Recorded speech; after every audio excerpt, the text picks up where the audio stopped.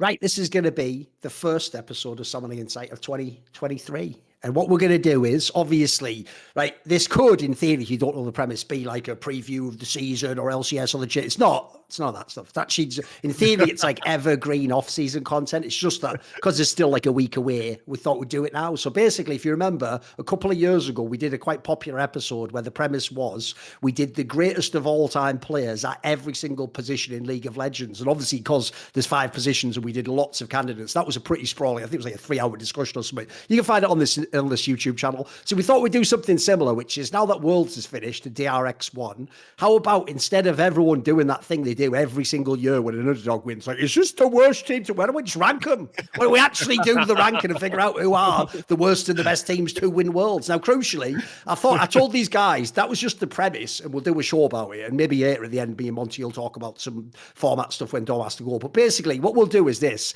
I told the guys we won't actually agree beforehand on all the details and how we're going to do it and what like the methodology is going to be and what even the premise means in the terminology. I said what we'll do is we'll just unpack all that live now as a discussion because, spoiler, I'm sure we all have slightly different perspective anyway. So basically the first thing we have to figure out to do this is obviously, right, look, for the sake of the lols, we'll say there's 12 teams, Dan. And we'll include no. This was the first thing that I wanted to jump in on. Yeah, exactly. Where we are starting is we are removing Fnatic because they didn't win Worlds. They won Battle of the Atlantic, and we're starting with 2012 Taipei Assassins through 2022 DRX. Yeah, it wasn't the Worlds. This was before like Korea and China had really ramped up. And there was no Korea and China at the time, Yeah, exactly. And spoiler, Asian teams have won literally every other Worlds since that first Worlds. So I think Fnatic goes into the there's 2 ways you can category. Do it. They're either 12th on the list or they're not on the list and there's 11. So either way.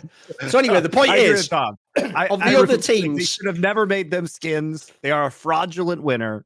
Of the other teams that did win Worlds, crucially, one thing I will say is this. We're only doing the winners. We're not going to do like some sort of mad MMA math of like, is like Rock's Tigers from season 6 actually better than T? Like, we're not doing that. We're not doing that. And also, I will say, just so people don't get confused, because there was a format that Richard Lewis did on his channel last year, a little bit like this in CSGO, called Time Travel Land, where he got the greatest teams of all time in CSGO. But he was explicitly, the whole point of that was at the end, you hypothetically did like a shadow box, as it were, and you figured out who would win and you advance them a bracket. We're not going to do that either. Like for me, basically, this is where my starting position is. The premise is it's the team that won each of the Worlds, so there's 11 of them once we've eliminated the Fnatic equation, right? There's 11 of them, and all we're doing is this. Yes, we're going to look at things like, in theory, who would overall be the best team, but for me, it is largely relative to the tournament they played and won. Yeah. So I'll give you an example as a very quick one. In theory, actually, DRX might be the worst team to ever win Worlds, but they were pretty cool with the way they won Worlds still. Like, I probably don't have them bottom my list, so you know what I mean? They're not bottom. Yeah, so it doesn't matter. I do think maybe Rock Tigers from season 6 will beat them. That's irrelevant. We're not doing that. We're not doing a hypothetical. It's just who actually were the best according to us. So my parameters were, as you say, like strength relative to the field and like how impressive or dominating their victory was. Also how hard their path was through the tournament. And then secondarily, and so this might be where I differentiate from you guys, I gave massive negative points to teams that were patch zergs, which means that they were very successful on a specific patch, but then fell apart afterwards, or their players were never relevant again, or any other number of things that could happen. So, for example, like even though Samsung won in 2017 3-0 in the finals. Spoiler, they're not very high on my list because Crown played Malzahar all 3 games and then they all fell off a cliff or retired. So there you go. That I did take those things into consideration. And so it was really about kind of longevity after the tournament and like ability for those players to play in different metas or even show different metas during the tournament. And then also how dominant they were compared to the field or how innovative they were in terms of the global development of the League of Legends professional meta. Because some teams were like crazy, like light years ahead of other teams. Did you have any other criteria, Dom, you want to throw in?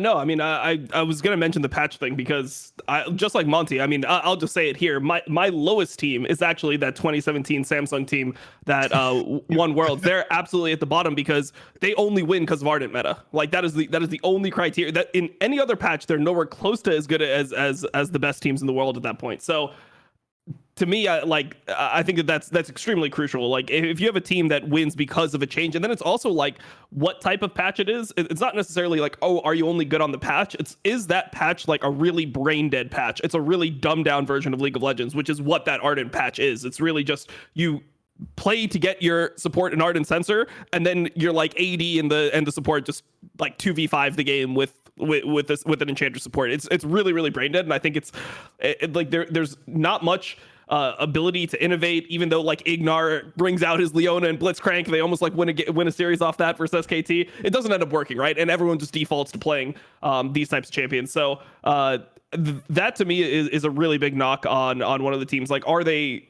The main thing is what Monty said, just the patch being really brain dead and benefiting a team. I think that is like one of the worst things that can happen to for like a world winner. Like worst meaning like one of the things that I'll value the least in their like accomplishment of winning worlds. It's obviously a massive accomplishment, but we're differentiating between worlds winners. So I think that we're gonna start out, and I'm just already predicting the comments. It's like, what? Dom just hates Korea. It's like, no, motherfuckers. I just think that like the Crown Malzahar and like Ardent sensor support was pretty fucking nice for Samsung in 2017. By the way, I've got a criteria I can share here, which is a bit similar, but it's different in the sense that when I start looking at the team in the tournament, if they are not in any way like a real tournament favourite and they win, unless they won in mega dominant fashion, they also go super low down on my list. Like, for example, that's why DRX is near the bottom of my list. Like, I don't give a shit. Like, DRX, even after watching Worlds, wasn't the best team in Worlds. I don't care. I don't care what anyone says. Like, I watched all the games. Like, look, fair play to them. It's like a heist movie, mate. I don't know how they got away with it. They did, but like, statute of limitations and that, but they weren't the best. What's so annoying about DRX is like, it's basically just you getting mad at them because of the eye tests or like because of the meta. Or the and other people just inexplicably playing bad against them. It was like the old TSM shit, mate. Like other top laners just like having the worst game of their entire life against Kingen for no reason at all. Like they owe this motherfucker money or something. It's mental, innit? I don't know. but it's also like what's so annoying is you look at the opponents they beat, and they beat all the legitimate opponents. Like they had a very difficult an amazing run. bracket, yeah, of course. So it's hard. Yeah. That's why it's hard to knock them, because if you put down all the reasons they won on paper, they look pretty legit, but you just can't believe it for some reason. Like, here's what we need to do. Nobody who's an expert can believe it.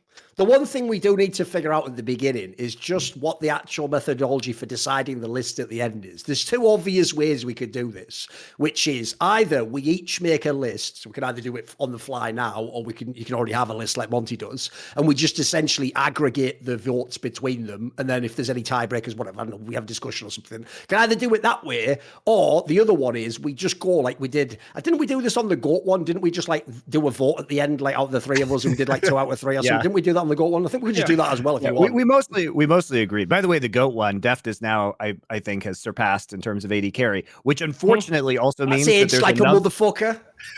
that there is another player who was on that 2018 KT roster, which I believe means that they had 4 out of 5 of the best players we said of all time. And they still win Worlds, which is even more hilarious. But that's just actually more on brand for KT, though. That's why that worked. That was a brilliant fucking it's almost like that was the real philosopher's stone that League of Legends esports was about creating over this 10-year span. So anyway, what do you want? Do you want to just do it like that then? Should we just we'll take the premise, we're on a chord, and we'll just have a real discussion, decide each spot that shot. So what I think we do is just do it like a classic one. We'll start with the worst team, right? So we're taking Fnatic out. So of the other 11 teams, now you said, Dom, you're putting did you say you're putting Samsung bottom of the list? Yeah, 2017 Samsung Galaxy is the one that I have as the absolute lowest. I mean, they don't win a split in Korea. Yep. They barely like get through the gauntlet. It's like a miracle that they're even at Worlds. Yes. And then the meta just like is perfect for them because Ruler's a beast and they don't have to like contend with like all these supports. Also, like 2017, like Core JJ is finally fully acclimated to the support role. But I think it's really OP to have an 80 carry main like be able to play support. So it reminds me of Cloud9 this year with Sven playing enchanters only. Like when Cloud9 got into that phase where they could play Yuumi and Lulu, a lot of the skills that you develop as an 80 carry transfer over perfectly to playing those enchanter supports. So I think it's just a perfect storm that allows Samsung Galaxy to win. And when I look at all their players, this is another thing that I've been doing. I don't know how much we want to factor this into the criteria, but I think about like the quality of all the players playing, like how good was every player in their position compared to like who the best players in the world are. And when I look at their roster overall, like maybe they would be in the conversation for being like fifth best in their position or sixth, but outside of Ruler, I don't think there's anyone on this roster that I considered like a top player in the world. Like, did you consider Ambition or Haru like top junglers in Korea? It's like maybe in certain metas. I mean, obviously this was at the time before they did the massive patch in 2018 where they removed Tracker's Knife, where Vision was a huge part of it. So Ambition was a smart jungler. He was good at like knowing where to put his wards and how to deny Vision and play towards one side of the map. But like they were also an extremely slow team. They were like extremely like slow and boring team. I think that this was the Worlds that had like the absolute lowest amount of kills per game average, which is why Riot made massive changes going into 2018. And when you're playing like a really slow style and then your AD carry gets to be the fucking hero, it's almost ideal for you to win. So that's my argument for Samsung Galaxy being the worst Worlds winner. So I had them at what, 10th. Okay, so I have them one up, and I think people know where I'm going to go with the what I think is the worst besides Fnatic, which is 2019 FPX. So the thing about FPX is that I consider this again, like you're saying with Samsung, like a unique like patch Zerg situation where the meta really just leaned into Doinb style, and I have always. Well, not always. I like Doinb now, but historically, I've been a big Doinb hater because I think he's he's creative. He was very limited in terms of his play style and champion pool. And it was only after Worlds this year that he started to become better at more conventional mid lane picks. And while Tien, I think, did have an absolutely incredible performance in 2019, their group stage was pretty rocky. And why I have Samsung ahead of them is Samsung's bracket run was actually like pretty legit. They 3-0'd some pretty fucking good teams. That's why I also didn't have them bottom of my list, actually. I mean, they 3-0 Kingzone, but I mean, I guess the other thing is like for FPX's argument, I mean, they 3-0 G2, who's the best team over the course of the entire year in that final. Like, I mean, I'm not sure what like the odds were on these types of matches, but that year, the mentality in the West was that this is Europe's year. Europe's finally going to do it. They're going to complete it. Like everyone had those videos on Twitter. I don't know if you remember that everyone posted those like videos like we've got your back G2, and then they just got like slapped around by FPX. And even though there are some games that like I'm not going to misremember it completely. Like there were games that were close. Like it wasn't like they just got dicked down. The series got progressively worse and worse, and by the final game, it just felt like G2 couldn't win. So I guess like for me, the difference is that like FPX, I mean, they were good on that patch, but I think that the way that like they were a tournament favorite going in, like they won LPL. So they were a team that when they had those like stumbles in group stage, people thought, oh shit, like what's happening here? Like, are they collapsing? Like what the fuck is going on? It was kind of like a TES thing this year. It didn't feel like that was what the expectation for them was. Like they were expected to be better than that. And then the other thing I would say on the meta is I don't actually think that the way that FPX won was the meta. I just think that they had like a style and they did it well, and then people just like overcompensated and were like, "Oh shit, we got to fucking match the." Oh god, they got like it's psyched out on their opponents. G2 was like, "We have to play Pyke mid." It's like you haven't played Pyke mid at all. What about all the other champions who were playing super well? Nope, we got to play fucking Pyke mid. We cannot let him take over the game with Nautilus mid. Like Nautilus mid was not actually that good. It's just that they brainwashed everyone else into believing that it was OP because they performed so well.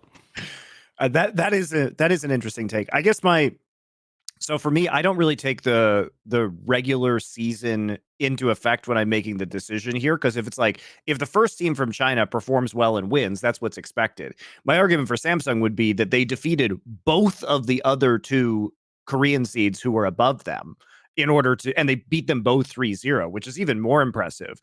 So I understand what you're saying about FPX. I just think that Samsung and FPX suffer similar issues, which is also the pound for pound players. Like fucking Gimgun, man. Like that guy's actually a world champion. What the fuck? That's not. I actually think for real, the champion. Like, I actually think world champion. By the way, I actually think the FPX one is the worst for what you're talking about when you tried to do the one with Samsung Galaxy. I actually think for real, it's only the jungle and the supporter studs in fucking FPX. Every other player is legitimately like a below average player at his position in the tournament, like or average. Everyone remembers now because it's like even though now. Dude.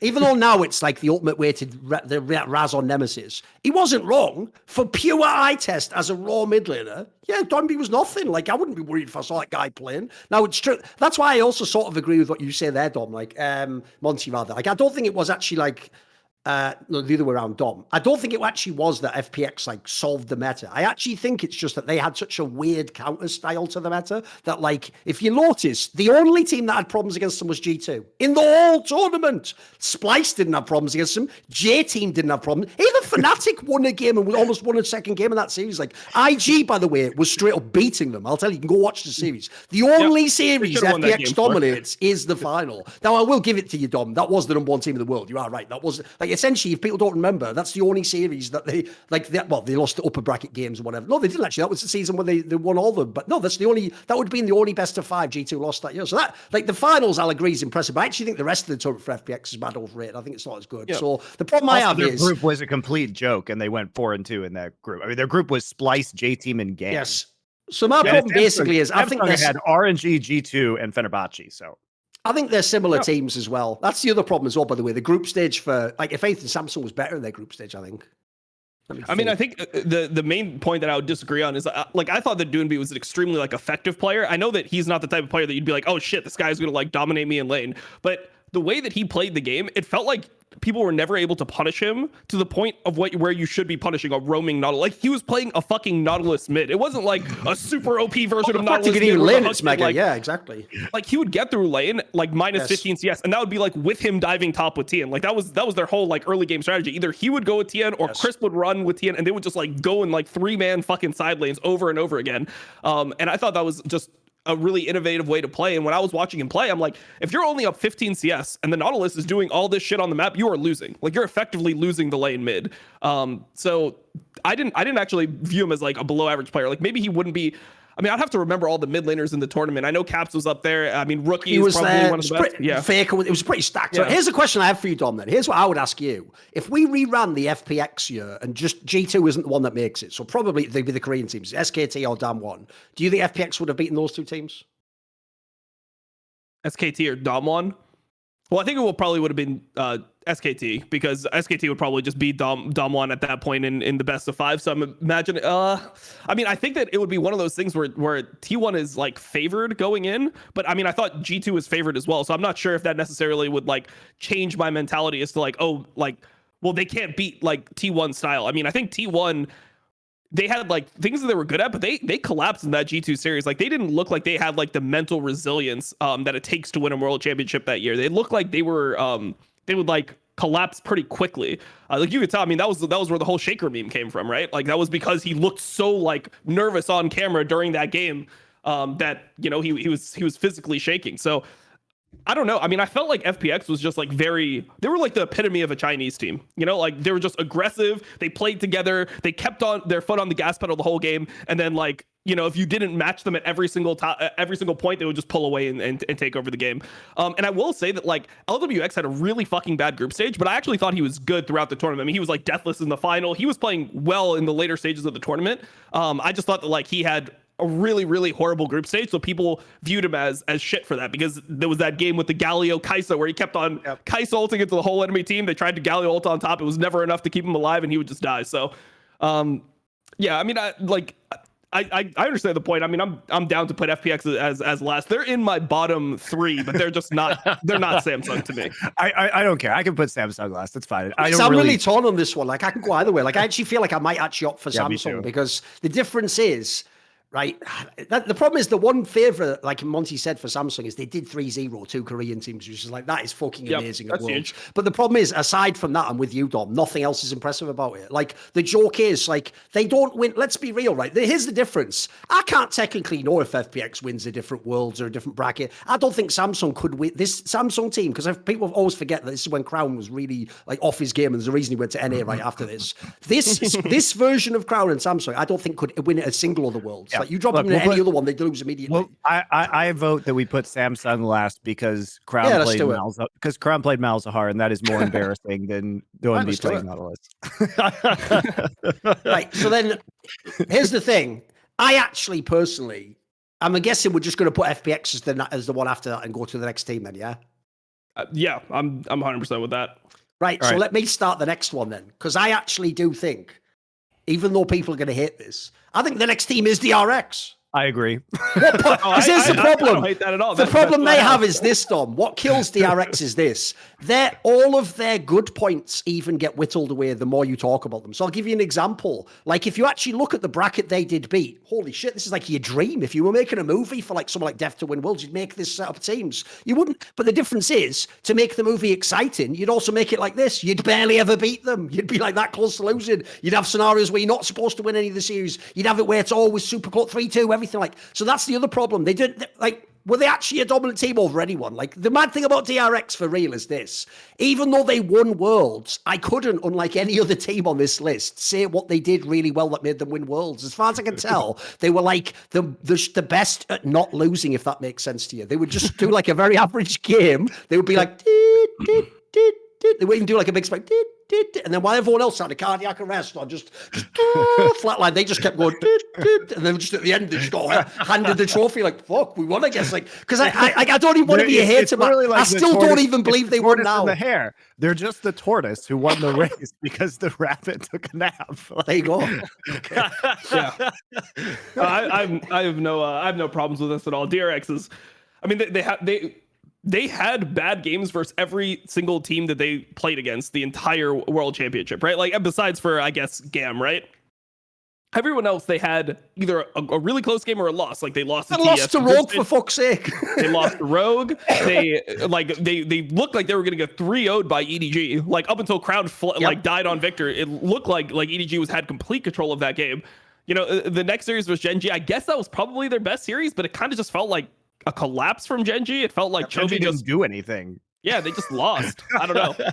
Like Gen G, I mean, where the tilt started was like when you saw Chovy just in mid lane while his team's fighting Dragon and he's just like pushing mid, and you're like, okay, well, I guess you guys just don't want to play League of Legends together, so this series is over.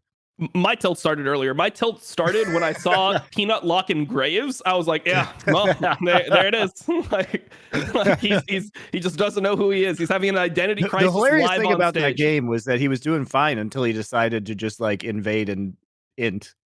Yeah, because he doesn't know how to play like great. Like, he's not a Graves player, man. Like, you didn't need to do that. You know what the sickest part was seeing Pioshik like run back the fucking Maokai in like the next series where it's like, oh wait, Maokai's just played, but that was a Peanut champion, and he just got gaslit by all the other junglers into believing that it was like, oh, it's a Graves meta, it's a carry jungler meta. He's just not a carry jungler, man. If he just played Maokai, they could win. Yeah, just ban Silas, pick Maokai. That's fact, that's exactly what DRX did later on, was that they didn't ban Silas, but they prevented Silas from being picked, and then they brought the Maokai back because that was the meta of this Worlds, was like Maokai's really big at the start. DRX was the first team that was really running that in play-ins. So what I will say about DRX is like why they're not so low on this list is as follows. Like, Zeka did have a good tournament, but I think the best thing that could have happened, here's a hot take for you. The best thing that could have happened for fans is that this DRX team blew up after Worlds, which is exactly what happened. Absolutely. You do not want this team to run it back, guys. In a different meta, without Zeka having like the tournament of his life, without Kingen like absolutely popping off in the finals, without the coaching staff. And I think the coaches were a very, very key part of their run, because their versatility and their ability to like think holistically about the World's meta brought the Maokai back into the finals in a really good situation. I think their finals drafts were really good as a whole. I love the risks they were taking, but they were also a team that was playing with no pressure and no expectations. And I think that definitely came through in the drafts that you saw. A team that expects to win or has a lot of pressure does not pick Bard in that final game. So I think they were very unique and honestly very wonderful. Like, I love the fact that DRX won World this year because it is so mind-boggling. It was such a great story. They beat all these legitimate opponents. But T1 loss, that's a huge benefit, you know? Got to throw that one in there. The T1 loss. Yes. Yep. I mean, if only because I could not possibly stand Joe Marsh's social media victory parade after that. That would actually kill me. So with all that in mind, I still think DRX is a team that we can appreciate in the glory of this one moment without really wanting to see them again, and also acknowledging that many of these teams collapsed in the face of DRX. If you go like back Thorin said, and watch some of the episodes we did where we're doing the previews, like the joke is once they get to the playoffs, there's not even like lanes that DRX is supposed to win. Like they're never favored in any context ever. Because you think about it, right? Even having their bot lane, like they still played EDG's bot lane, Gen G's bot lane. Like, guys, like, you know what I mean? Like best case scenario, maybe in the finals, like some players were like, all right against their opponent, you know what I mean? Like that. So I actually do think this is one of the craziest one-offs ever. It's another one that like just cannot happen another time. Like you said, Money, even in this tournament, it wouldn't happen again if you ran it back. Because the joke is even in each series, they're supposed to lose. Like they're always down. They're always at the brink of losing. I even think for real, even though now it doesn't matter, that like inhib thing, dude, if you even just replay that with death, any other player just mentally booms and never ever comes back at that point in the tournament. That's over. But you're down 0-2 when you lose after that. Like you're just about to win the game solo. Like nobody comes back from that. That's why when that particular game happened, it almost is like, right, I guess I'm just in a fucking WWE like rigged fucking. Yeah, it's just a script. Like he's got plot armor, exactly, Monty. He's just got mad plot armor and he can't lose. It's actually more anime plot than anime. Like if you watched an anime, you'd be like, this is too anime.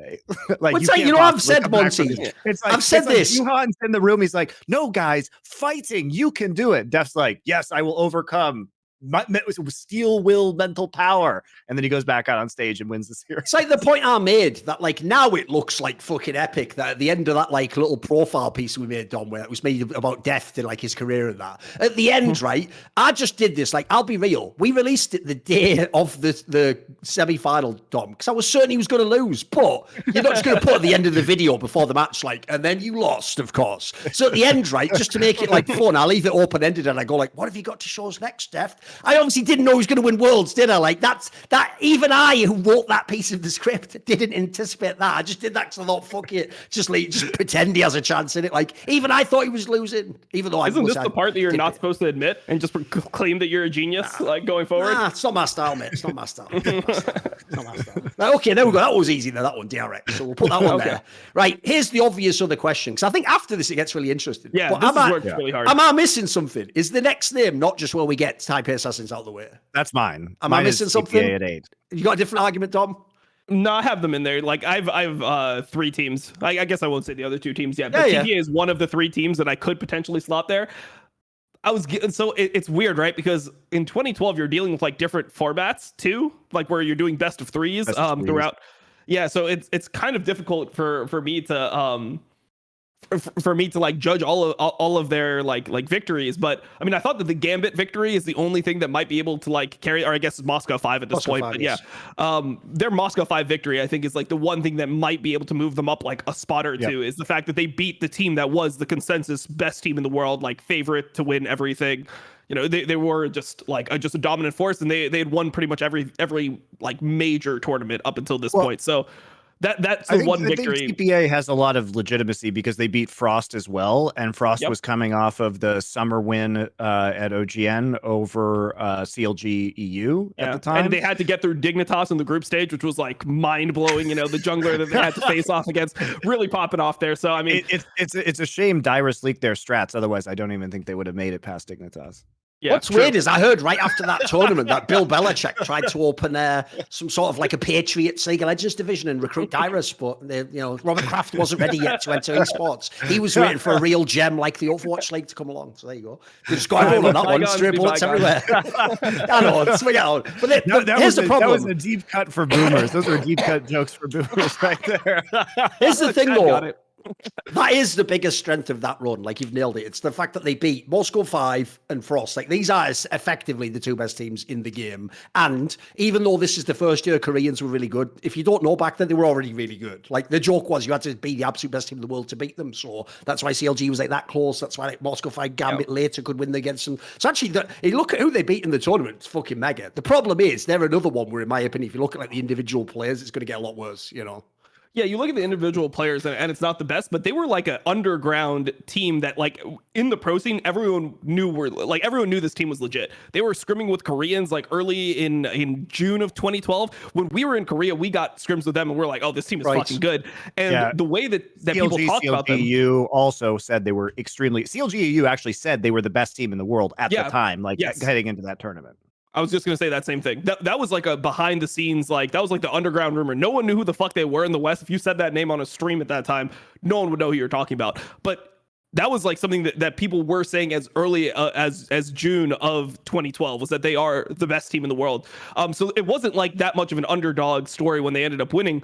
Maybe to the world, people saw it as an underdog, but like they were a team that every team feared. Like no one went against TPA and was like, oh yeah, this team won't be like this team won't be shit. Like they knew. Also, like they didn't play group stage, right? That was back when they were like seeded.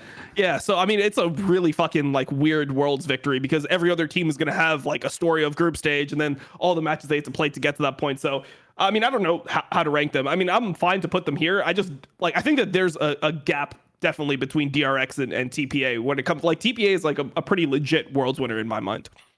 I also think, by the way, I'll throw this in there. The reason why I don't put too much crazy stock in all that like Scrimbuck hype, basically, is because I've heard that story from tons of Worlds where the team with the Scrimbuck hype didn't even win. Like, if people don't know, the Scrimbuck hype is the whole reason Amazing thinks TSM was going to the final of Season 4 Worlds. Like, because his logic is the only team beating us in scrims was Samsung White, and we had to play them. So if we played anyone else, like we're wrecking blue. The problem with that logic, right, is by the same logic, Damwon actually beat G2 in the quarterfinals of Season 9 Worlds. The G2 didn't make it. They were losing every single scrim, or what's that, in the actual game they beat them. So I don't really give a fuck about that. Like, I think that's by the by. And I even think for this particular tournament, because it was the first real Worlds Fnatic fans, there wasn't the same scale, there wasn't the same pressure. Like, even though it was in LA and it was like, that's cool as a venue, but like the difference is when you go to, I think in my opinion it's about like Season 4 onwards where Worlds really becomes like holy shit scale. Like that's when people just choke their tits off in finals, mate. It's like this one back here was weird. It was more wide open. Even if you say Moscow 5's like the best team in the world, they were stuck in Europe, Frost stuck in like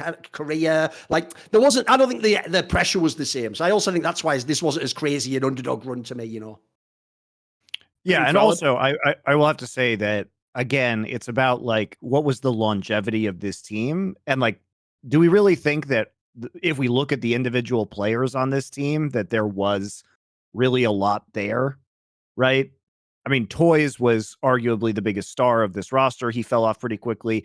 Nobody else ever did anything again, really. I mean, some of them are coaches now and are important parts of the scene. Some of them are in jail. You know what? This is kind of my role in the scene. I don't even care what anyone says. Right? Back in the day, like everyone, when I first started watching League of Legends, I was a massive fan of like Double Lift, Weijia, all the like sick fucking AD carry players. Mate, I remember after this World, I went, and because they all used to stream, I went and watched like a load of stream games of that Bebe, the AD carry. And I was like, this guy's just bang average. What is this? Like, and I swear, if you go and watch these games, he's just like an okay player. Like, he's not bad, but there's like nothing leaps off the screen like those players I mentioned, like Double Lift, Weijia, like fucking titans of the game. So like, I also just think there's another one where player-wise, like I'll give it to Toys. He was a stud at the time, and also as a spoiler, we don't have LS here, but he could tell you about this. At the time, Toys actually had also like innovated like that weird mechanic on Orianna where you can make the ball go slightly further out or whatever. It's just like a fucking weird thing you have to do with the back and forwards movement of the character. So he actually had innovated some stuff. Even I'll even throw in there as well, Monty. They had like a strategical angle, which is like the mistakes guy who's the support had done loads of like innovative level ones and stuff, which at the time that was kind of like some teams didn't even practice those, some teams just did whatever, didn't they? So there were some little elements, but all in all, that's why I say I think we should get them out the way now. Like realistically, they can't be one of the best teams to win Worlds. Come on, they've had some really fucking good teams. Come on.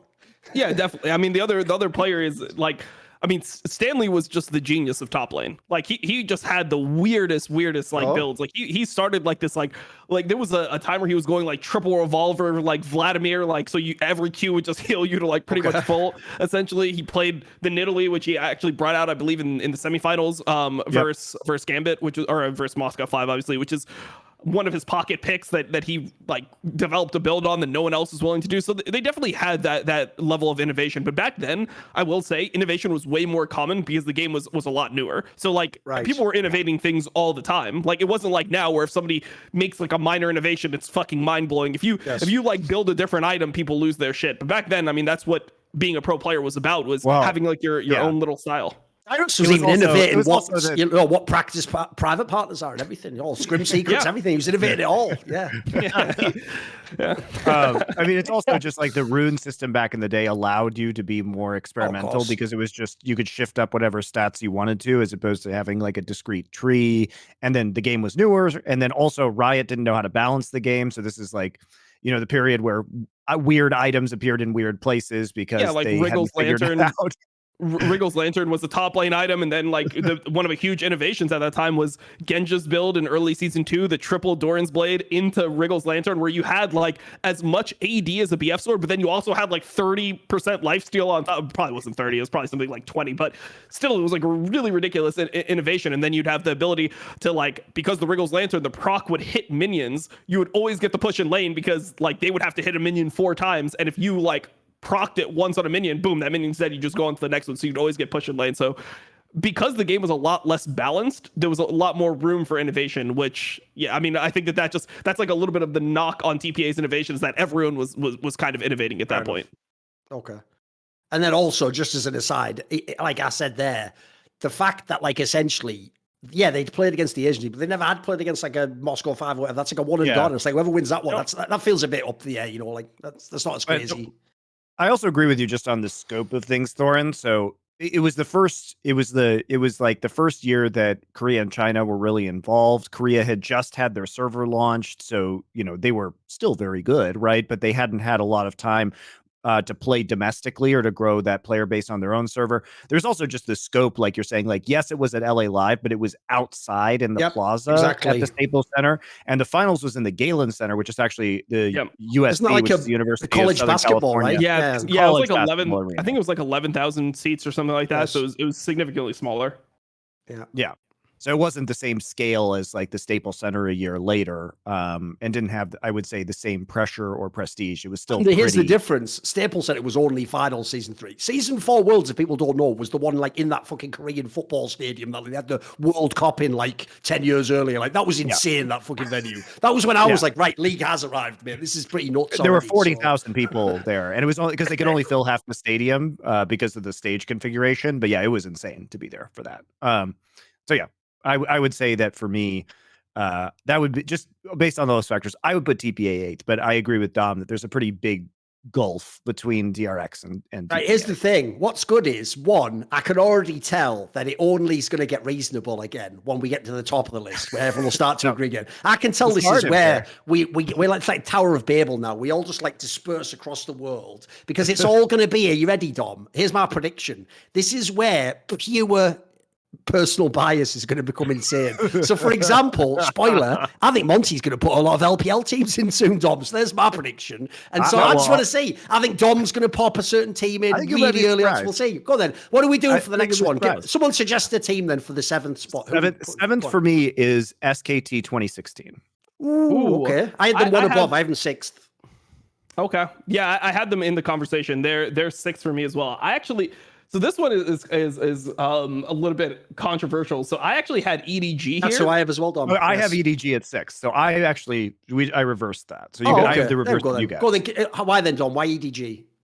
I mean, like if you look like statistically, they had the least impressive run in terms of like the games they won. Like they weren't first in their group. They went to 5 games 3 times in a row. I think the finals is the point where like they have a really fucking big win here. They have a huge win over Damwon, who are massive favorites. But they kind of remind me a little bit of DRX, where they're just really good at like grinding out the series. Like they just have that poise throughout the entire thing, which is a huge like credit to them. But at the same time, when you look at like all the players, right? Like JJ had the performance of his life in finals. Like that was a ridiculous performance for his Canyon. I mean, he gapped the best jungler in the world in finals by a pretty large margin, and no one saw it coming. He wasn't the best jungler in LPL.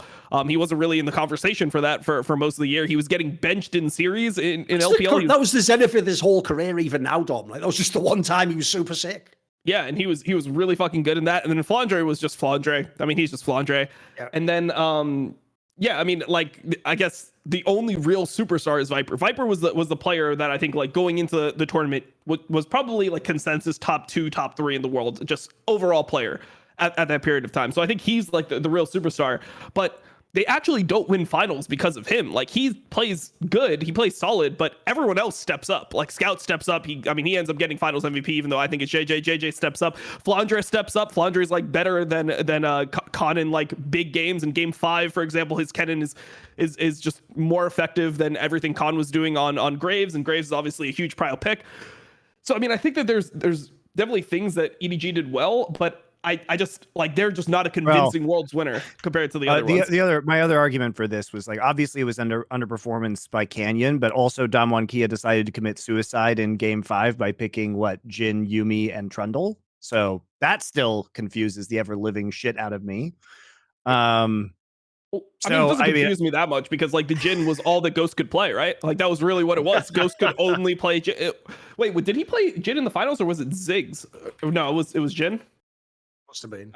Okay. I mean, either way, I mean he could play like Ziggs and Jin. That was all he could play. So, right, my main issue with this Trundle was weird. My main issue with the EDG one is like Dom says, if you look at the bracket, like they win every game in Game 5, and like even though like for example the RNG series actually isn't as close. That's one where they just have to like find the draft solution basically. Like the series they had against Gen G. Right, sorry, you're right. It was the Ziggs with the Trundle. My bad. I was thinking of the Jin Yuumi for the different series. Sorry, you are correct. Like basically, Gen G taking them in 5 games is already an alarming sign. If you want to talk about the all-time great team, that Gen G team they were all right in that tournament, but like that was the one where they barely got out of their group, and like BDD was just having the tournament of his life. Like that going to 5 games. Was already just like, what? And then in the finals, let's be real. Part of this is just the ultimate fucking Khan finals. He blows the last ever game of his whole fucking career, which would have won him, which literally would have won him Worlds and let him walk away like fucking Peyton Manning style. Like, with like, oh, did it? Yeah, like you didn't. You just did because you can't. So that's the ultimate one. The reason why I think this is a very valid point, though, is actually I do think that one of the best factors for EDG is the win over Damwon, though. Because think logically, if Damwon had won that Game 5, we would be about to discuss Damwon like in about 5 names or something. They'd be like top 3 on this list, guys. Like, so if that team wins one game, they go top 3 and they beat this team. So I think this is actually a very fair spot for them to be like 7th on the list. They're not at the bottom. We're not saying you shitters. You did beat some good teams. It wasn't that crazy. And also, this is another team where I agree on the player angle. Like on paper, the absolute best player they have is Viper. And if you remember, what made this Worlds weird is actually the ADCs weren't that relevant at this World. It wasn't really the meta for them to carry. So he actually wasn't that. Yeah, he wasn't that crazy in this tournament, guys. He didn't have to be. It really was like JJ, and then Scout just sort of leveled up in the playoffs, and then Flandre bizarrely just handled all the top laners with Graves top playing for some fucking reason that he played like every game. There's one, by the way, I'd love to go back. That's one of those ones where you want to tell every coach, like, maybe don't just let him have Graves every game. Oh, you're going to like, see how that goes. Like, give me a break. So let's pop them in. Now, it sounds like the next one's obvious because we've all got SKT next, right? I you guys convinced me, by the way, about this, about EDG being lower. And I guess the thing that the combination of those points, but also at least SKT, they did pull off the upset over the Rocks Tigers, which was the 1 seed going in. And also that was probably the best in terms of quality, best of 5 in World's history, because that was the most, it was the, to their credits, like they overcame this like support MF pick, and like there was a lot of surprises in there. And while it was certain the DRX versus SKT series from this last Worlds was very exciting, I wouldn't say like the quality was anywhere near as high. Like this was like a really excellently played series by both teams. And then also was it really surprising and exciting for a variety of reasons. And it was 2 teams where the cores had played each other back and forwards for the last 2 years in all the major domestic titles. Now this internationally, they'd even played in a Worlds final the year. Like you almost can't make a better semi than that. Like it was like the WWE storyline combined with just the best match as well. It was fucking mega. Like, so yeah, I agree. I think that's just a fucking banger. So I think SKT, like here's the problem. Because they're the team that was the 3rd of the SKT titles, I actually was worried that some of you guys would have them way higher on this list, because I do think of the 3 SKT teams, that is clearly the worst one. Also, you go look in the final, even though that Samsung was better than the one the next year that won, mate, they make a fucking dog's dinner of that final. That final, that's just like every game's like 55 minutes long. It's ridiculous. Like no one can close the game out. Just people having endless team fights over the map. Like, look, it was an example of a game that's really fun to watch. Wasn't great League of Legends, in my opinion. So like, I think this is actually the right spot for them, 6th. I think it's like good, but it's nowhere near the top, crucially. The thing is that on my scale, level of dominance matters. So, honestly, some of the teams that I have at the top are going to be more one-sided worlds. But you also have to balance that against like how hard was the actual competition, which is like, is there another team that can really challenge this team? And are those teams just dominating everybody else? And then you come to one best of 5 where they face each other, and then the other team just dominates the rest of the bracket, which was IG's case, which is why I actually rank IG pretty highly later on. So I would say some of the closest of these games doesn't really rival 2013 or 2015 SKT, in my opinion. And so that makes this Worlds win, while it did contain what I think is the best of 5 series in Worlds history, didn't make them actually higher on this list than also. Let me throw some stuff in on the player side, because that's the other thing. People are going to think, because obviously we're going to do SKT the exact same lineup from the year earlier later, right? Here's the difference, guys. Yeah, exactly. First of all, it's Duke instead of Marin, and then other than that, almost every player's worse than the previous year. Like Faker's not as sick in season 6. By the way, the bot lane, like I guess like earlier in the year they were like good at MSI or whatever the fuck. Like, they're just all right. This is when, if you remember, Bengi isn't even the jungler. Bengali is not the jungler of SKT. He gets brought in as the playoff squad. When that Rock series happened, they start bringing, and then he just eventually becomes the proper jungler from then on in. Like, they had that whole, this was an example, in my opinion, of a Worlds where I give like Coleman mad credit. I think he did a fucking insane job with his team. Right. That would be my argument for EDG over SKT, as well as that I think EDG's players were better and have had, better longevity, but it's whatever. We can put SKT at 6th and EDG at 7th. That's cool. Right. So what's the 5th one? Dom, who are you putting forward to the 5th one? I mean, I wonder how people are going to react to this. So I have the 2013 T1 team, SKT. I have them one spot above. Okay. So I had IG at this one for me. So who did you have, Monty? Let's just do who we have at first. Go on. I have Damwon. Ooh, I had them higher than that. So, okay. Yeah. We've all got a different one. So let's see. Go and start then, Dom. Start with the SKT one. So I mean, it's once again, it's the same thing where it's like it's an earlier world, so the competition isn't as fierce. And then that Najin series, I think, is where they lose like a lot of credit. I think that their like final was also like pretty easy against RNG. Like I don't think that RNG played amazingly there. And there's like other I mean, I guess was it Starhorn Royal Club? I mean, it's essentially RNG. It's just called Royal Club at the time, yeah, Royal Club at the time. Whatever. It's just RNG. I don't know. I felt like this was a time where like maybe if they dominated the semifinals, I'd have them higher, but just like overall, I think the strength of competition for them like isn't really there, and it's not like they blow out the teams as hard as you'd expect. Also, like they have like clear liabilities on that roster. Like Pumandu is not extremely good at this point in time. Faker really is just the star of the show. So I just like I think that these earlier worlds, it's going to be really hard to put them in like the top of the list. Like when you look at the later worlds that you get, you have 2018 IG, 2020 Damwon, like who's left? 2015 SKT, 2014 Samsung White. Those are the other teams. So it's like I think that just the strength of competition just isn't there yet, and League isn't as developed at that point to put them any higher on my list.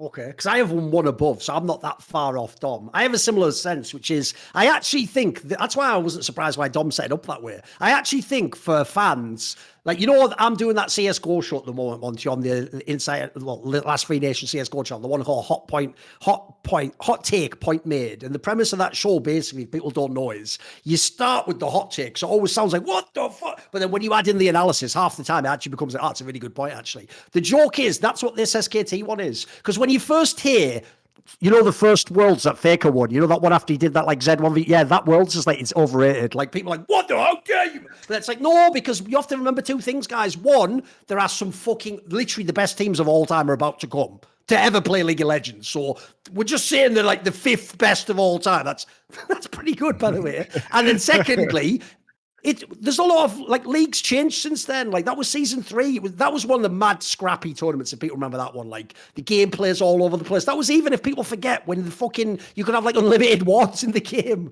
Like it wasn't League of Legends as you now think of it, guys. Even the champions back then. If people don't remember, like Dom just referenced Pumandu then. This was back when Pumandu would play like support Zyra, and it would eventually have like so many fucking AP. It would be like the mid lane Zyra or whatever. Like that's how ridiculous the game was back then. It was a totally different. Like for me, season 4 onwards is real League of Legends. Season 3 and beyond is like it's like old baseball or fucking tennis before the Open era. It was a sport, but it's not really sort of like what we're doing now. Pointer. Yeah, there you go. Exactly. All right. I'm going to push back on this for you guys. So first off, 2013 and 2014 were the years in which the gulf between Korea and the rest of the world was arguably the biggest, because there was such an insane concentration of talent in Korea. This was before many of the players from 2013 and 2014 ended up going to China, other regions. So you had, it's more true in 2014 than in 2013, but the level of competition was just so insane by the end of 2013 in Korea that I think their run was very dominant, except against other, Najin Black Sword, which is another Korean team. Second off, they were doing things. If you remember that Ari game that Faker played, where they just continued to push down the mid lane turret, where they kept hitting those charms and took out like 3 turrets in the inhibitor of like 15 minutes into best the game. Play of all time. That best is sequence like, of still, all, right? or something. That is still maybe, like Thorin's saying, the best sequence of play of all time, especially relative to the competition that they were facing. So I think there was just such a massive gap between T1. It was also Faker's coming out party. Also, selfishly, he did put Reginald in the dumpster, which was hilarious to watch after Reginald said that TSM's goal was winning Worlds. So there were a lot of things that I had going for this roster. And so I do agree that they are not the best team in the world. I have them at 3rd on my list. Best team of all time, you mean? Best team of Worlds winning teams. Right, because for the reasons you guys stated, I do think there are compelling reasons to have them a little bit higher, but I don't really care. I think 5th is reasonable. And you picked Damwon instead, Monty. What was your case for them, roughly? Okay, so I think this is maybe one of the more controversial. Because we're going to have to negotiate this from since I had IG, so we're going to have to somehow get a 2 out of 3 scenario in a minute. So go on. I do think that for me, the top 2 are pretty clear. I do think that 3rd through 5th are a little bit shakier. Yes. So my problem with Damwon is this. All the good Chinese teams eliminated each other on one side of the bracket. And I felt like Suning was kind of a fraudulent finalist. And it was a pretty one-sided final as a result. So I guess for me, I didn't really get to see Damwon against one of the teams that I thought could actually challenge them. And they had a really, really easy Who would run. that be? Like, do you think I it think would either be like JDG or Top would have potentially they did play JDG in the group stage, but especially the fact that Top got eliminated by Suning, I think robbed us of it was potentially a much better and closer final. And so I think Damwon was a lucky recipient of a Suning upset, which made their finals win less impressive to me. Okay. But for me, I think 3rd through 5th are all pretty interchangeable. For me, the argument for Damwon 2020 is just sheer dominance. Like, they just look like they were a level above when it comes to like how they played the game. Playing these power farm junglers, the Graves, the Nidalee, all this type of stuff, and just the way that they operated as a team. It felt like they had the game figured out more than anyone else. And I mean, maybe Top could have done better, but it felt like they were just above every other team. Like, they were going to win regardless of who they played against. And especially when you consider like how Yu Yanjia was playing at that Worlds, he was just running it the fuck down. And JDG had this like weird mentality when they got there where they were playing Silas jungle and all these weird picks that made me feel like they were off their game. So I'll agree that like Suning was definitely the worst out of those 3 domestically. Like in China, JDG and Top were just like miles above everyone else. They're just competing the whole year. Like, each of them won a split, played insane series in the finals of both those. But when I look at like the other teams of this Worlds, I just don't see anyone challenging 2020 Damwon. So like the only knock, I guess, is that if you look individually, like maybe their bot lane wasn't as good in terms of like laning phase as other players at that World Championship, but like Canyon and Showmaker just felt like they were so far above everyone else that, I mean, the sheer dominance of that team has them higher for me, at least. Yeah, that's why I would make the same argument for 2013 SKT, right? Which is that now we're in the territory of like whose dominance is more impressive. Yeah, well, like Don just said, though, they did, to be fair, remember, Monty, I'll take everyone back in time now. Literally, Season 3, Najin Black Sword is the whole reason why everyone bitched and moaned that Riot must remove the champion point situation, allowing you to be the number 1 seed. And literally, that is the team that did nothing the whole year after their championship. By the way, they even kicked out McNoon, who was the best player, who helped them win their champ, and then went to Worlds, just practiced with their sister team. By the way, go look this up. They were fucking in trouble against Gambit, by the way. I'm talking about the Gambit with Voidal. Go watch that series. They're in trouble those first 2 games, boys. They lose a game to Voidal on fucking Gambit. And then in the semis, they do take SKT to 5 games, Monty. Like, so all I'll say is like, Damwon's dominance. All right, you guys convinced me. Eye test kills it for me on that one. Well, and also like Samsung or like SKT, they had to beat Gamma Bears. Like, they had to beat the fucking Gamma Bears. Which, by the way, if people don't know, is actually the players that become like Flash Wolves, etc. But that's like years after. It's an auto-seeded team. It's another one of those auto-seeded team where that's because Taiwan was so good in the previous I agree worlds. with you because it was still before we kind of got to the modern meta of League of Legends, which I think emerged in 2014, and the format was bad. So, okay, fine. Fifth is SKT. The problem here is this, though. I had IG as mine, so we're just going to agree that SKT is the fifth for this then. I think that is convincing. I'm getting my way here. I'm getting my way. Like, we can do that. Okay, we can do that. We're just getting my list. Perfect. Right. So here's the thing. I'll just do mine then, because I'm going to put SKT there, but I had IG as the next one. Right. The reason I have IG here is, first of all, IG at fourth. Put your pants back on. I am saying they're the fourth best Worlds winner ever. That's pretty fucking good. And they're already the best Chinese team, so be pretty generous. The problem I have is two-part with Damwon.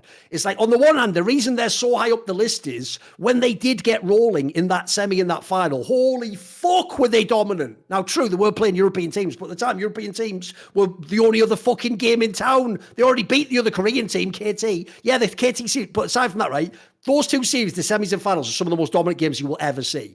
But also, that is tied into KT. They probably should have. If you remember, that was the one with the basic respawn or something. Then the other thing is this, though. The problem is, though, their strength contains their biggest weakness, which is if this tournament did not have that ridiculous meta switch where you could fucking not only was the solo lanes the strongest, but you could flex like about 5 champions between mid and top. They don't win this tournament, I don't think, Dom. Like, if they play another year, another meta, listen, they have really strong players, but everyone knows about IG, by the way. What's great about IG is we saw them. We saw them for years with this lineup. Like, they aren't that amazing a team. They had insanely high skill ceiling, and, like, peak could be insane, but man, was this an inconsistent team. So I think it's like a mega team, but I think it should be the 4th or 5th for me. I don't think it could be higher. So go on, hit me with a counter if someone's got it.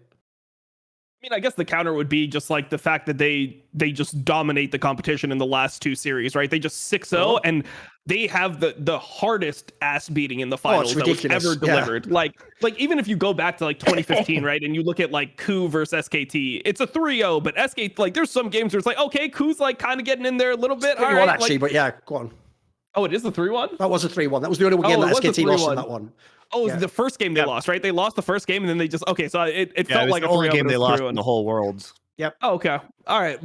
I'm with you, though. I think it's the most dominant one. It is the most dominant one. Let's be real. I mean, like, they're doing discipline in their quarterfinals. They're like, the Shy, you like didn't listen to the team and played the wrong champion, so we're benching you for a game, and then we bring you back later on. Like, they were actually like punishing their players. Monty, I don't know if you know this story, because the actual story is so absurd. In this Worlds, I don't know if it was actually quarters. I might have a group stage guy. I might be wrong on that one. Someone look it up. But what happened, Monty, for real, is the fucking coach told the Shy, like, something like, it wasn't even like, pick this, Monty. It was something like, pick anything except X, and the Shy just like locked X in, because that's the people forget this. They still had Duke on the team. Like, this is the world of the Shy. So this is the team that wins, guys. Like, so all you need to know is they're doing shit like that. Exactly. So like, there's definite knocks against IG. Come on.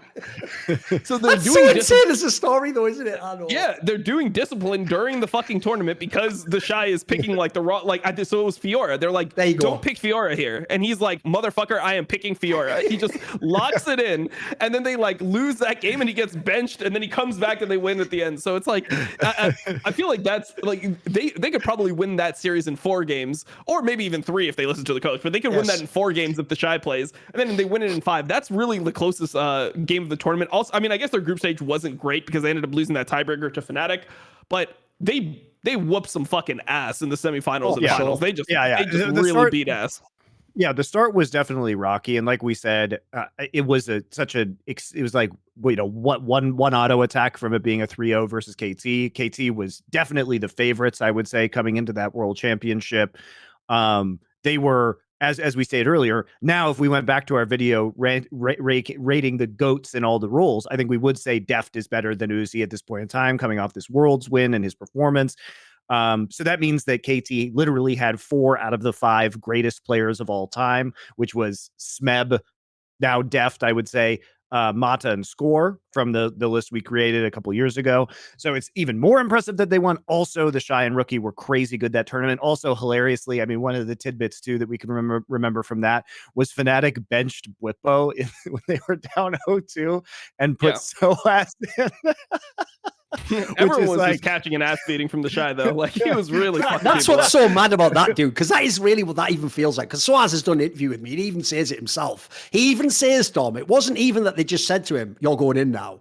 What they did is, it's even worse than that. They just said to him, do you want to go in now? Because the premise was like, look, we're obviously losing. We're probably going to get 2-0. You've seen Blippo's getting his ass beat in the quote tweets in the top lane, boys. Right? So essentially, all they were saying to Soaz is, you want to get on this beating? Like that is actually so fucking I know.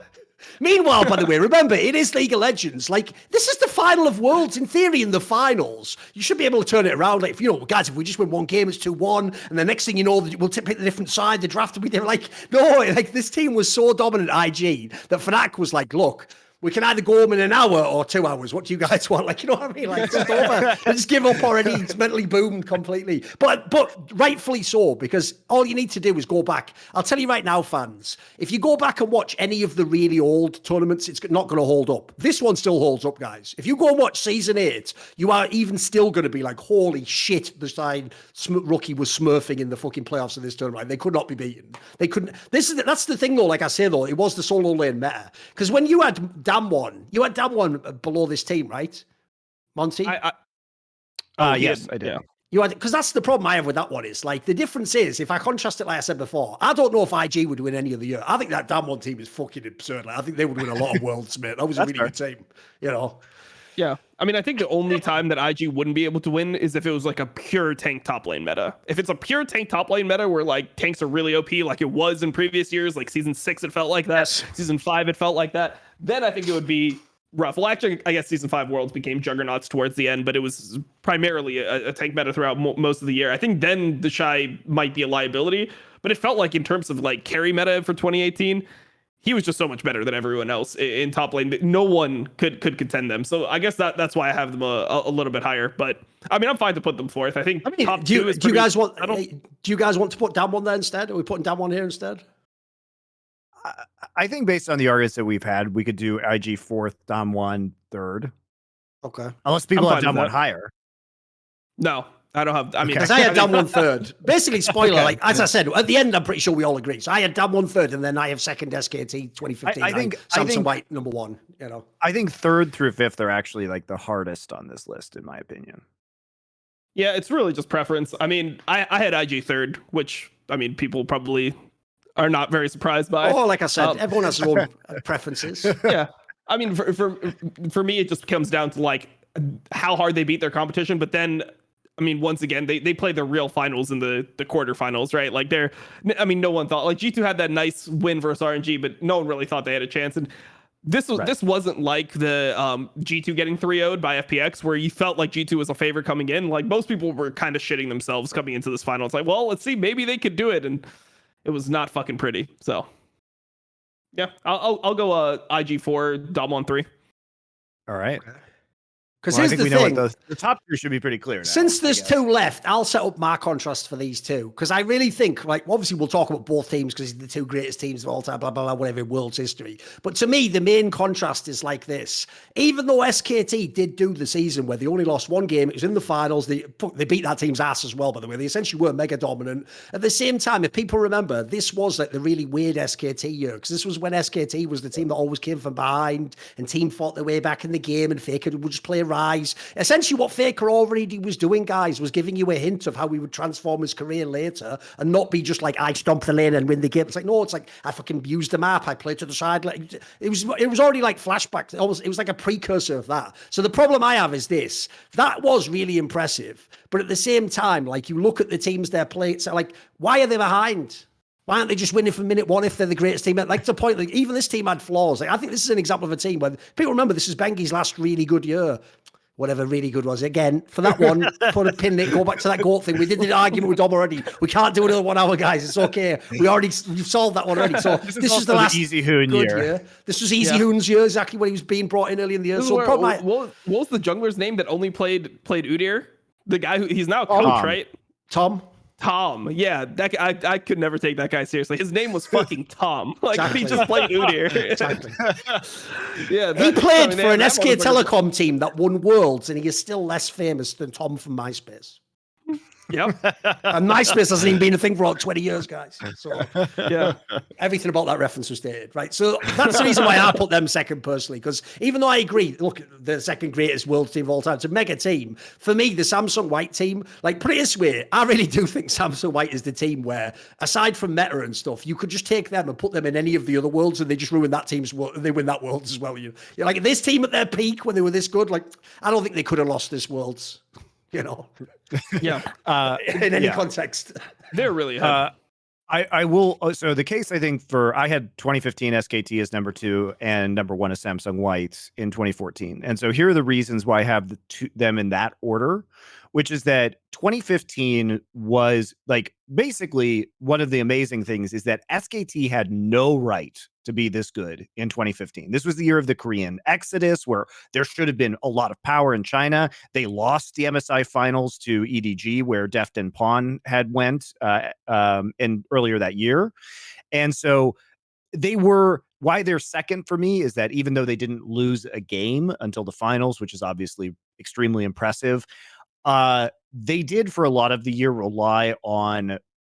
I don't think Marin was that great. I think Marin is like one of the most overrated players in League of Legends history. I hated the narrative. The narrative that he was like better than Faker at that point was like so disingenuous. He was basically just playing Maokai, and he was like 23-1 on Maokai. And like Rumble and stuff too. So, I mean, Marin wasn't a bad player, but he did his job, but he also did his job in a specific meta that was his very job was playing suited to Maokai, him. like you said. So, like, Yeah. look, you'll never be the greatest player in the world if you play Maokai. I'm sorry, it's the rules. And Bengi was Bengi. Like There you Faker go. had a great supporting cast and a meta that overall suited the team. And obviously they did a fuck ton with that. But at the end of the day, unless only idiots think that Bengi is in contention for the best jungler of all time. And I wouldn't say that Marin, Bang, or Wolf are close to a conversation about who the best players in their roles are of all time. So it was really just Faker still kind of the apex of his abilities, and Coma, honestly, as a coach. And he's doing a great job this year as well, yeah. Yeah, the cohesion of the team and the meta favoring them. So it was an extremely dominant run, but I don't think that this team in and of itself was particularly memorable. And yeah, I mean, I think it was surprising that they did as well as they did, which is why they're as high on my list as they are, because they had no right to do this well in a world where the Korean scene was sapped of enormous talent. All their major competition was lost. If anything, they should have been worse than the previous year. I don't think that they had a right to be as good as they did when their domestic competition was the 2 best teams in Korea, both Samsung teams losing all 10 of their players. And so their practice environment should have also been shit. Yeah. So I'm really surprised they did as well as they did, which is why it's so impressive, their level of dominance in a year where the Korean scene was rebuilding. So they shouldn't have been I'll as good as expand they that, were. Monty. It's actually even more extreme than that. It's not even just that you lost the 2 best teams in the world, the Samsung teams. You lost like most of fucking KT's players, including Rookie, should have been a competitive Faker, Kakao, best jungler. You lost fucking Flame. He left the team. Like, mate, the joke is like most of the top talent left. It was ridiculous. Save, he was the best top player. Like, you had loads of talent went to China. It was mental. It is actually insane that Korea ever recovered from that, if you think about it. How do you lose like 15 to 20 of the best players in the world and then rebuild from there? And not only rebuild from there, but have a different team come back and only lose 1 game at Worlds and clap everybody. That is really surprising. Yeah, I mean, I think it comes down to like how they're already treating League. Like they already had sister teams, so they had people that were being trained that were ready to like step in. Like that was the biggest shock to me when I went there in 2012. It's like you just had teams in America, right? Like you just had your top 3 teams, and then there was like a big gap. They had their main team, their sister team, and then they would have like a C team that was like MVP blue, like, and then I think at that point there was like MVP black and MVP white, MVP red, yeah, MVP red and MVP white. I mean, there was just a bunch of different teams, and even though they like tried to say that teams were doing that in North America, none of the teams actually had any interaction with each other because they were on just massively different skill levels. So I think that Korea just was the first region that actually decided like, oh, we're going to take this seriously and we're going to really invest into like our amateur system and developing players. I mean, even talking to Phoenix, who was on my team in 2015, he was a player who, when he was 15 years old, he stopped going to school, and then he was a practice player in the CJ house. Like, so he just lived in the CJ house, and he would just play solo queue and then like spar against the players, and he was on their like unofficial amateur team. So I think that was the legacy of Brood War right there. That's the legacy of Brood War. So you say that as though he was like really diligent and he dedicated himself to League, but I've heard it's because he was getting to that year in Korean high school where you have to learn champions other than Azir. So yeah, maybe it was that. whatever. Shout out to Phoenix. That was a good fucking shuffle. Whatever. Phoenix was good. He was just the most stubborn player you'll ever meet. He just would never work on something that he was like not already good at, which is just a real, like, that will only take you so far. But Phoenix was good. He might be the most talented player I ever like played with. What about raw ability? Let's just, obviously we're going to put Samsung number one then. Get some thoughts on Samsung then. So the reason why Samsung is number one is because first off, they were coming out of what was the most competitive environment to ever exist in the history of League of Legends, which was 2014 OGN Champions in Korea. The level, again, this was the last year before all of these players left. The concentration of talent was absurd. They were so far ahead of the rest of the world. Again, this was when in the summer, that's when Rookie won the title with the KT Arrows before he ended up going to China. You had all of these players on both of the Samsung teams. Faker Chani playing, he was fucking Chani the god. Oh, never mind. OGN champion. The worst player to ever win a tournament in Korea. The worst import of all time. So, and also it was really the way Samsung won Worlds. Like, yes, they lost more games, but if you knew those players on Samsung, like Mata and Imp and like Dandy, those guys were kind of troll. And the only reason they lost at TSM was they did a really stupid, arrogant level 1 that set them behind in the game. And they would routinely troll in matches. Draft them for like super late game, but being super aggro early game and everything. They would do dumb shit all year because they were bored a lot of the time. Now, what was the narrative coming in was that isn't Samsung Blue the favorite because Samsung White had never won a best of 5 against their sister team throughout that year. And they had lost, I think, it was 2 semifinal best of 5s to Samsung Blue. So would they be able to overcome it? Because the way that Samsung Blue was winning was that oftentimes it would be like Deft was actually used to be a very bad laner. So he would like actually just feed Imp and Mod on bot lane, but then come back through like Kog'Maw positioning and great late game team fighting. But what was so interesting about what Samsung White had done is that they basically invented vertical jungling towards the end of that summer. And I got to see a lot of this through scrims with CLG when I was coaching them at the time. So I had a lot of information on both Samsung Blue and White that wasn't public. And the way that they were carving up the map and the way that they were roaming with Mata and Dandy together with Vision to get deep wards in and to keep track of all of this information really like fundamentally shifted how everyone has played League of Legends since. Like, that's when jungle support warding and roaming became a thing. That's when vertical jungling became a thing. And these were all legacies of Samsung White. So they were really like League of Legends. Nice. They did ruin League of Legends. Okay. That's the thing. In a way, they did like good and bad because they did, in a sense, ruin League in the sense that they actually allowed, like, for example, I know loads of the Western teams were like, that's actually when we learned how like the meta was played. Like, that's how macro works in League of Legends now. So that definitely gave like threw a bone to the rest of the world. No, one thing I'll even say as well, Monty, if people wonder that angle, like, but why didn't they win the OGN during the season? That's actually part of what makes that team so epic. If people don't know, they're on some like fucking like those crazy stories you hear about like sports stars who were like genius geniuses, but they're like rock and roll stars at the same time. Yeah, Dennis Rodman. Yeah. So basically, if people don't know, right as they were developing that jungle style, the whole point was they would even be ahead in games, even against Blue, but they would just play like cocky when they were ahead and just like throw the game. And it really was, even though everyone says they throw in history and like, oh, it was a throw. This really was like, this was the team that was so talented. Everyone knew they were supposed to win. You remember, Monty, the behind the scenes story on this year for Samsung White was, this is the joke of how ridiculous this team was. If we win, probably just break up and retire. If we lose, we'll just break up then, because fuck you guys. Like that's what happens when you put that level of talent together and you don't win. I mean, I don't like you should. They shouldn't have been able to do things in some of these best of fives, like kill Deft 6 or 7 times in lane, which they did in some of these games, and they would lose those games because, like you're saying, and the most frustrating thing about this team all year was they would have comps that made no sense. And then they would try and run them, or like you're saying, they would run scaling comps and try and play early. And they drove me fucking crazy this year because I would literally go over to the Korean casters and talk to like Kim Dong-jun and the other analysts and be like, does this make any sense to you guys? To be like, no, they're trolling. I'm like, okay, yes, they are trolling. Fear, not fears, but assumptions confirmed. And this is just how they were. They were incredibly cocky. They had low-key pissed me off that they could actually have had a perfect world. And of all the teams to lose to, they had to actually aggressively throw a game to TS. Why? Local coach team, for fuck's sake. And that gave Amazing his never-ending fodder for why TSM was the second best team at Worlds, which is still one of the most aggravating arguments that anyone can ever make. And they also, they lost a game. They lost a game in the finals as well to Starhorn Royal Club, but also they were up 2-0 and they definitely took their foot off the gas there. And that's something that Korean teams have historically done, is if they're just beating somebody down in a best of 5, they go 2-0, then they'll just toy around for a third game and then clap you.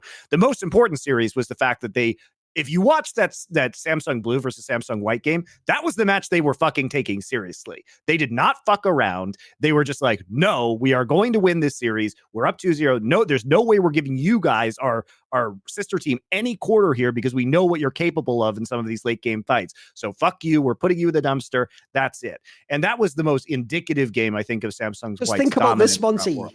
The area where they had the game completely locked and sealed was obviously support jungle. They had Dandy and Mata, who were like the goated players at the time, and their combo. And the team they were playing in the final was fucking in second 0, 2 Korean players who could not speak Chinese, pinging on the map to tell their teammates, go in. Like, the joke is, like, I don't think they even conceived they could lose that final, Monty. And I'm going to go ahead and guess. No. They must have been scrimming those teams from the other side of the bracket. And I bet they were just like, listen, whoever comes from that other side of the bracket, we've got you all taken care of. Like, the joke is, the blue game was the final for those teams, wasn't it? It's like, once we won that, like, let's just don't fucking trip over and we win the wacky races, don't we? Yep. There you go. No, I think for me, it just comes down to like one thing, which is that they innovated the way that support and jungle was played. They were the team that like invented your support and your jungler going in and getting vision together and establishing pockets and then like playing off that to one side of the map. And that's something that's still being used today. Like that is something that's core to League of Legends now that no one was doing consistently. Like if it happened by accident. But I think that they really realized that like your AD carry is fine. Like what actually happened in the West was that AD carries were so stupid that if you left them alone, they would just kill themselves. So you thought you like would reverse engineer it and you would gaslight you into thinking like, oh, well, you can't leave them alone. Like they're going to fucking die. Like they're such a fragile class. But if you just, get a push and on a base timer, you have your support and your jungle roam together, get vision, and then your support goes back and is there when the wave actually crashes again, you're fine. You're fine. You literally lose nothing for it. And you just gain a bunch of vision on the map. And I think that is like the one point that makes them the best ever to me. It's not even necessarily like the games they won or the dominance or like how they played. It's that they developed like a level. They were so early in their development of a strategy that we still use it today. And it's actually just considered like optimal gameplay at this point to like push and then move during this timing and then come back at like when the wave crashes again. So to me, that's like the most important innovation that's ever happened in League of Legends, and it was done by this team. Yep, agreed. And also, just to go back to the vertical jungling, the other thing they would do is use interesting level 1s to get deep vision early, get wards in, and then start on your side of the map, which was something that Junglers didn't really understand cross mapping very well at this point in time, or how to protect their jungler while cross mapping. So it led to a lot of scenarios where you would just gap the other jungler, like Dandy would just gap them and take all the farm, or the other guy would try and cross map without the same amount of vision or protection, and then they would just get killed. So there were a lot of really big advantages that they created that way too. Plus, I will say that they won a world championship with Looper, who was fucking terrible. And it's because the other members of the team were so good that, and basically the joke was at the time that he was Mata's third summoner spell, where you just teleport into bot He to had a help pretty them. good Members, yeah, exactly. What was that? He had a good singed. Oh, he yes. had a good cinch. It's true. He did. But the joke is the fact he could even play Singed in a fucking world championship sort of tells you how fucking mega his team was, wasn't it? Like, that wasn't even a troll pick. They were like, yeah, you know what, Looper, you've had a good tournament, lad. Just do whatever you want. You go ahead. Yeah. And it was, I mean, that was what, the fourth game, I believe, against TSM, where they TP'd him on Singed into the bot lane at like level 1 and then just murdered them for the entire stage. Also, by the way, funny. I'll throw this in there as well, because I always personally I don't mind, because for me that was like the MVP of that tournament. It's 1A, 1B. It's either Matter or Dandy. You can take your pick. I know they picked Matter. I actually went with Dandy. I even did an article about this back in the day about the meta. If people don't know, this was the meta. This is why everyone made fun of Amazing when everyone used to play like, you remember this, Dom? Everyone used to play like 3 champions in the West. They played like Lee Sin, Elise, and then what, like fucking, I don't know. It's 2014, so I'm going to say what would be the third one? It would change. It was Eve was like a huge one. Eve's not a bad one. And then like those points where it was Jarvan. That was there like, you go. Was, Might like, be Jarvan. But I remember at this time, right? That's all everyone else in the game played. And by the way, that was enough to get you through. You could be like, you play Insight and go like the finals and shit like that. Dandy played those, and then also was like far and away the best on Rengar. And if you go and look at this tournament, he just plays the opposite side of every matchup and wins every game too. Like, he was just so cracked, it was unbelievable at this tournament. Like, I think those two players, because I actually think, by the way, this reveals something about League of Legends. If you think about all the teams on this list, that's why Samson White is number 1. Because if you have far and away the best jungler and support, and then support duo, like, bro, like, you would win so many of these tournaments if they all played in some hypothetical event, in my opinion. Like, that Samson White team is nuts. And as you guys are saying, they're the only team on the list that, like, the reason they have to be number 1 for innovation is they changed how every team after them played the game. Every single one. Like, all these other teams probably don't win the worlds in this order with this. Like, who knows? It changes all of history, doesn't it? Yeah, it was the biggest single innovation in League of Legends meta since roles were defined as, like, you know, 80 carry support. 80 support bot, yeah. Jungle, yeah. And still love like, to go back a role to that year after Samsung wins, Dom, in the most epic fashion, dominance. Remember, that'd be the end of the first year of Summoning Insight. I'd love to show Monty the eventual list of this show and just tell him this little preview for what's coming in the next 10 years. And then he just sees on his own list, he's got like all like LPL teams. What the. I'd just love to see that reaction. That's what I'd love to, because remember, you wouldn't know yet about what's going to change in history, but you just know you're in for a fun time. That's all you know. Well, I mean, I probably would have been pretty happy to see Samsung White at number 1 and be like, well, this was the greatest year of League of Legends in Korea. Like, that's just, it was the competition in Korea has never been as good since 2014. That's just all I'm going to say, Monty, is technically the top 2 teams of all time were tournaments where MonteCristo worked the tournament. I didn't make the rules. Guys. That's and years where I competed. You know, there you go. Exactly. Basically, once Monty stopped working Worlds and Dom retired as a jungler, League of Legends has never really been the same since. Yeah, it's never hit the same heights. Look, I'm not going to toot my own horn here. I'm saying is like when Dandy was a practice player with MVP in 2012, and I was scrimming against him frequently. You know, he was already learning. You know, he was getting better. So that's you taught him a lot. Might have been where it came from. Sensei Dom was responsible for Dandy's near MVP performance at 2014 Worlds. Yes. By the way, because obviously we know from doing the GOAT one, it was like the rapport was good in the convo. It's a nice way to talk around the top. We'll probably do one of these in the future. Like, for example, like there's a bunch of generic ones we do. Like, and one that people even asked in this convo before we started this show was, were we ranking the teams of the players? By the way, we could do a great players one. We could do greatest players to win worlds in an order. I think there's a whole bunch of angles we could do on one of these in the future. Yeah, world's MVPs. That's a good one. Yeah. Yeah, I think that could be fun too. All right, rank the best players of a year of League of Legends or something like that. Do something like that, you know, player of the year, rank them or something. We'll do a bunch more of these at the point. So, yeah. Right, here's what I think we do, right? In theory, Dom needs to go, right? Yeah, pretty much. Yeah, so I think we do this then, Monty. We'll let Dom go, and then me and you will do a segment about like some of this new stuff with the format and the different things like that. Yeah, that's right. And so if you're watching this, there'll be a separate video Yes. of Thorin and my conversation about the Worlds and MSI formats that are going to be announced. In the meantime, we're going to take a quick break. We'll let Dom go, then we'll come back and talk about formats.